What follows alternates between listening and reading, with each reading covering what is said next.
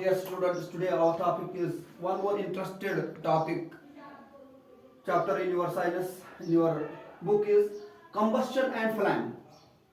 Combustion and flame में हम क्या क्या पढ़ेंगे और ये बहुत ही इंटरेस्टेड है क्योंकि आपके रोजमर्रा काम इन चीज़ों से आप रोजमर्रा काम लेते हो, तो हम इनके हवाले से यहाँ पर डिस्कस करेंगे क्योंकि ये आपका एक इंटरेस्टेड चैप्टर है। फर्स्ट ऑफ ऑल कि मैं आपको इंट्रोड्यूस करना चाहता हूँ कि इस चैप्टर में हम क्या क्या पढ़ने जा रहे हैं।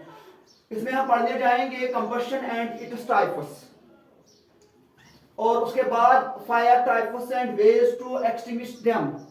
इसके बाद हम इसमें पढ़ेंगे flame mechanism and its types. इसके बाद हम पढ़ेंगे इसमें fuel and its efficiency, harmful products released on burning of fuel and impact. इसमें एक एक्सपेरिमेंट हम करने जा रहे हैं। इसमें एक एक्सपेरिमेंट भी हमें आता है, वो भी हमें करनी है। पाउडर्ड हाइड्रोकार्बन्स रैपिड कंबशन उसमें कैसे हो जाती है।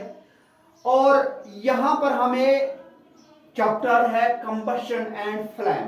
कंबशन एंड फ्लेम, तो कंबशन में हमें पहले कंबशन एंड इट्स टाइप्स के जाना होगा। लेकिन इससे पहले मैं आपको यहां पर मैंने लिख कर भी रखा है कि combustion is a chemical reaction. जो ये कंबशन यहां पर है ये एक केमिकल रिएक्शन है। केमिकल रिएक्शन है in which a substance reacts with oxygen. In which a substance, एक सबस्टेंस जो है ये रिएक्शन करता है किसके साथ? ऑक्सीजन के साथ। तो प्रोड्यूस क्या बनाता है वहां पर? Heat, number one heat and light energy. Heat and light energy along with different products. मैं यहां पर कह सकता प्रोडक्ट भी और प्रोडक्ट्स भी, बहुत सारे प्रोडक्ट्स का ये बनाता है, बहुत सारे प्रोडक्ट्स का। और यहां पर मैंने थोड़ा डायग्रामिकली मैंने आपको थोड़ा सा मैं आपको इंट्रोडक्शन देना चाहता हूं कि ये फ्लेम क्या है। असल में हमें फ्लेम देखनी है। देखिए जो फ्लेम की बात हो रही है, क्योंकि आपने कंबशन से फ्लेम, हमें यहाँ पर थोड़ा सा डायग्राम थोड़ा सा मैंने चार्ट बना के रखा है ताकि आपको आसानी होगी समझने में। ये बहुत ही इंटरेस्टेड चैप्टर है और इसमें बहुत मजा है। जब आप आगे जाओगे वन बाय वन जब हम सब कुछ पढ़ेंगे यहाँ पर, बहुत ही इंटरेस्टेड है, मजा आता है इसमें एक्सपेरिमेंट करने में भी और खासकर पढ़ने में भी। थोड़ा सा इंटरेस्ट रखनी है आपको और पेशेंस के साथ रहना है और अटेंशन इसी टॉपिक पे रखनी है आप लोगों को। पहले में यहाँ पर आपको यहाँ पर बहुत सारा थोड़ा सा कंसेप्ट है इसमें कि जो ये फ्लेम है और फ्लेम और कंबशन और बर्निंग में एक प्रॉब्लम। हर कोई स्टूडेंट ये समझता है कि कंबशन और बर्निंग सेम है, बट सेम नहीं है। कंबशन एंड बर्निंग जो है ये थोड़ा सा डिफरेंट है। हम यहां पर कहेंगे जो बर्निंग है, बर्निंग जो है जहां पर फ्लेम होगी, ये जो है मैंने यहाँ पर थोड़ा सा एक मोमबत्ती यहाँ पर रखी है और मैंने यहाँ पर इस पे रखा है कि जो इसकी फ्लेम है, तो जब ये जल जाती है, जब इसमें फ्लेम आएगी, दैट टाइम हम कहेंगे ये बर्निंग हो रही है। क्या हो रही है? बर्निंग। बर्निंग किससे? सबस्टेंस जो वेपर्स में चेंज हो जाते हैं वहां पर, तभी ये बर्निंग हो, तभी वहां से ये लाइट निकल आएगी। ये आपको फ्लेम दिख रही है, ये निकल के आएगी। तो ये जो सबस्टेंस वेपर में कन्वर्ट हो जाता है। फिर जब हम और एक चीज कहते हैं, हम यहाँ पर और एक चीज कंबशन की जानिब हम जाएंगे। इसके टाइप्स के अभी हम बात कर रहे हैं क्योंकि आपके बुक में इस तरह के टाइप्स नहीं है, लेकिन मैं यहाँ पर थोड़ा सा आपको इंट्रोडक्शन करना चाहता हूँ। यहाँ पर फिर ग्लो की बात आ रही है। मैंने यहाँ पर एक तीली जला के रखी है, इसमें सिर्फ धुआं निकल रहा है।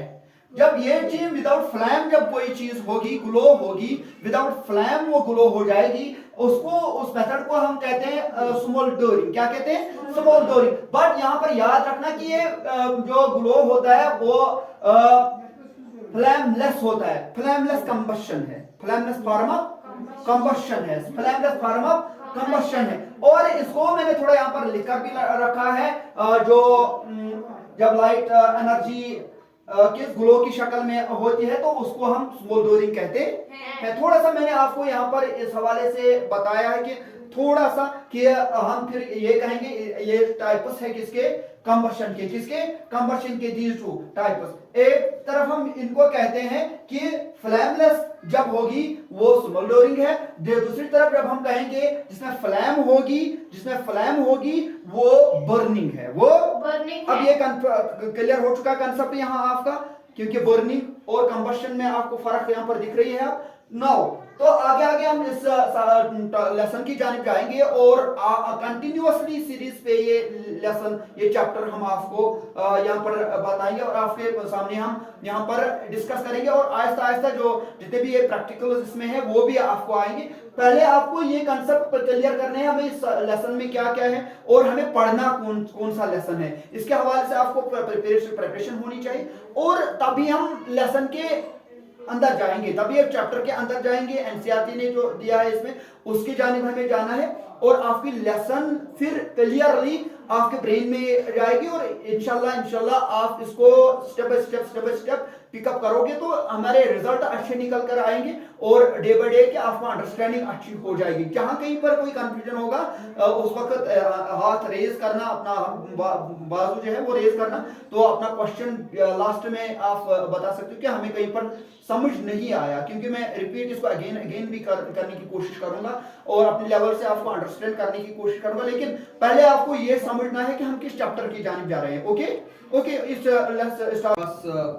आप इसे नोट करके भी रखिए, क्योंकि हमने यहाँ तक पढ़ा था कि बर्निंग के हवाले से हमने पढ़ा था, स्मोल्डरिंग के हवाले से पढ़ा था, ग्लोइंग आपको अब समझ आ चुका है और आपको अब फ्लैम भी समझ आ चुका है। अब हम पढ़ेंगे अदर टाइप्स ऑफ कंबशन जो अदर टाइप्स ऑफ कंबशन आपके बुक के हिसाब से है वो है rapid combustion, spontaneous combustion and explosive combustion. लेकिन यहाँ पर आपको ये अंडरस्टैंड करने हैं कि जो ये रैपिड कंबशन है ये कैसे हो जाती है। यहाँ पर मैंने थोड़ा सा यहाँ पर नोट करके भी रखा है, combustible substance rapidly reacts that means speedly, जल्दी उनमें आग लग जाती है, जल्दी रैपिडली आग लग जाती है विद ऑक्सीजन, जब इनके साथ ऑक्सीजन मिलता है टू प्रोड्यूस प्रोडक्ट्स, बहुत सारे प्रोडक्ट्स वहां पर निकल कर आ जाते हैं, हीट एंड लाइट एनर्जी वहां से निकल कर आती है when ignited with external source. अब यहाँ पर एक्सटर्नल सोर्स के हिसाब से आपके घरों में, सबों के घरों में है ना एलपीजी, है कि नहीं? देखिए कितना मजेदार ये बहुत ही अच्छा लेसन है combustion and flame.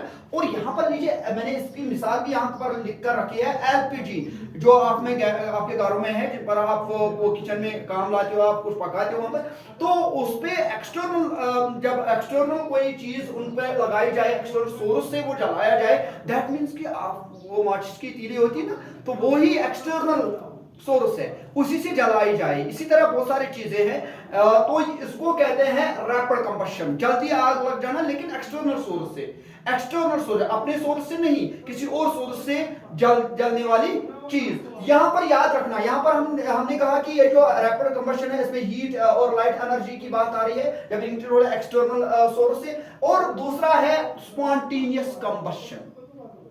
Spontaneous combustion, आपको मेरी बात समझ आ रही है सभी बच्चों को? तो स्पॉन्टेनियस कंबशन की हम बात कर रहे हैं, जब इसकी टर्म देखें तो combustible substance shows combustion on its own without any external source. यहां पर एक्सटर्नल सोर्स ने काम की थी, लेकिन यहां पर external source, any external source के बगैर आग लग जाती है, अचानक आग लग जाती है। हम कहते हैं यार ये हुआ क्या, इस कमरे में ऐसे ही आग क्यों लगी है, फलानी जगह पे ऐसी आग क्यों लगी है, इसको स्पॉन्टेनियस कंबशन कहते हैं, अचानक आग नमूदार हो जाना।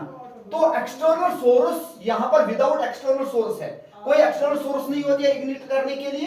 फॉर एग्जांपल आपके बहुत सारे जब आपने मेटल्स पढ़े हैं, मेटल्स में सोडियम है, पोटेशियम है, लिथियम है, मेटल्स में आपने वो पढ़े हैं जो उनके अपने रूम टेम्परेचर में भी उनको कभी कभार आग लग जाती है, फिर उनको डिफरेंट यूटेंसिल्स में डिफरेंट चीजों में रखा जाता है जहां पर उनको आग ना लग जाए।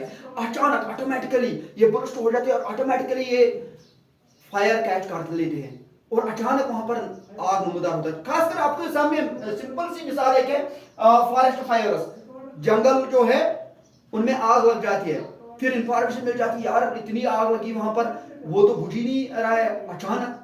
दैट मींस कि इनको अपने ही टेम्परेचर में रखो तब भी इनका खतरा होता है कि स्पॉन्टेनियस कंबशन होने का। इसको स्पॉन्टेनियस कंबशन कहते हैं, इसमें कोई एक्सटर्नल फोर्स की जरूरत नहीं पड़ती है। और फिर और एक है third is explosive combustion. Explosive, जब इस एक्सप्लोसिव कंबशन में क्या है, combustible substance rapidly reacts with oxygen. यहां पर ये रैपिडली रिएक्शन करता है किसके साथ, ऑक्सीजन के साथ, टू प्रोड्यूस प्रोडक्ट्स। इसमें कुछ प्रोडक्ट्स निकल कर आते हैं, हीट लाइट एनर्जी, एंड वहां पर हीट एंड लाइट एनर्जी थी बाकी में, लेकिन यहां पर साउंड एनर्जी भी, विस्फोट भी हो जाता है, ट्रैक टड़क हो जाता है with ignited with external source. और जब इसको भी एक्सटर्नल सोर्स से इग्निट किया जाएगा, एक्सटर्नल सोर्स पे ही इसको जलाया जाएगा। आप कहोगे, मैं एक सिंपल सी मिसाल आपको देता हूं। जब ईद होती है, दिवाली होती है, पटाखे आप लोग फोड़ते हो। अक्सर आप जैसे स्टूडेंट्स, आपके एज के स्टूडेंट्स पटाखे लाते हैं, उनको फोड़ते हैं, तो वहां पर क्या निकल कर आता है? वहां पर हीट भी निकल के आती है, लाइट भी निकल के आता है, और साउंड भी निकल कर आती है। साउंड के लिए ही आप जलाते हो ना उनको, साउंड के लिए, दूसरे को डराने के लिए, और वहां पर वही टड़क टड़क हो जाता है। दैट मींस ये एक्सप्लोसिव कंबशन है। फायर क्रैकर्स जो होते हैं उनको फायर क्रैकर्स आप लोग कहते हो, तो ये एक्सप्लोसिव कंबशन है, एक्सप्लोसिव कंबशन है।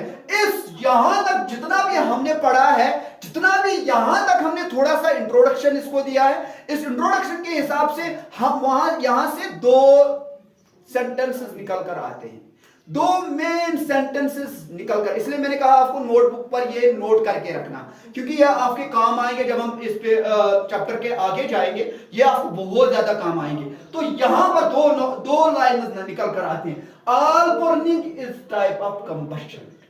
ऑल बर्निंग, जितनी भी बर्निंग है वो एक किस्म की कंबशन है, but all combustion is not burning.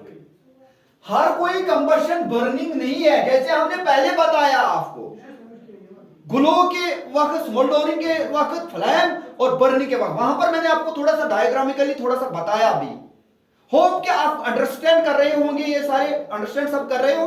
तो जब हम इस लेसन के आगे जाएंगे, अभी आपको मैंने टाइप्स बताए, 3 टाइप्स इसके, rapid combustion, spontaneous combustion and explosive combustion. ये याद रखने हैं जितना भी मैंने आपको अभी कहा है, क्योंकि आपको अपने ब्रेन में सेव करके रखना है। अंटिल आप अपने ब्रेन में इनका जगह नहीं दोगे, यू कांट अंडरस्टैंड, आप इस चैप्टर को नहीं अंडरस्टैंड कर पाओगे। हर किसी चीज को अंडरस्टैंड करने के लिए उस चैप्टर की तरफ ध्यान रखनी होती है। और मैंने पहले ही आपको कहा कि नोट करके रखना, हर किसी पॉइंट को कॉपी पर नोट करके रखना, क्योंकि ये आपको आगे जब हम इस चैप्टर के अंदर जाएंगे तो वहां पर हमें काम आएंगे। हर कोई पॉइंट कॉस्टली है आपके लिए। यू आर स्टूडेंट्स, और आपको इन चीजों को सीखना है, इन चीजों को याद रखना है, तभी आपका फ्यूचर यहाँ